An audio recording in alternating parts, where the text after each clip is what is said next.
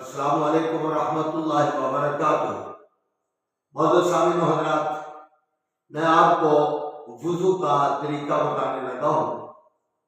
सबसे पहले 3 मरतबा हाथों को धोना है, 3 कुल्ली करनी है, 3 मरतबा नाक को पानी देना है, फिर चेहरे को 3 मरतबा धोना है, दाढ़ी है तो खलाल करना है, फिर अपने हाथों को कोहनियों तक 3-3 मरतबा धोना है, फिर सर का मसा करना है और अच्छी तरह हाथ को भिगोकर शुरू सर से लेकर गुद्दी तक ले जाना है, उसे फिर वापस लाना है।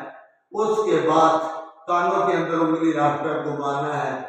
उसके बाद पाँव को 3 मरतबा धोना है और वुज़ू शुरू करते वक्त बिस्मिल्लाह, बाद में लिखा है बिस्मिल्लाहिर्रहमानिर्रहीम भी पढ़ी जा सकती है, वो पढ़ना है। जब वुज़ू मुकम्मल हो जाए, अशहदु अल्ला इलाहा इल्लल्लाह व अशहदु अन्ना मुहम्मदन अब्दुहु व रसूलुहु, अल्लाहुम्मा जअलनी मिनत तव्वाबीन वजअलनी मिनल मुतत्तहिरीन, इस दुआ को पढ़ना है। हमारा वुज़ू मुकम्मल हो गया।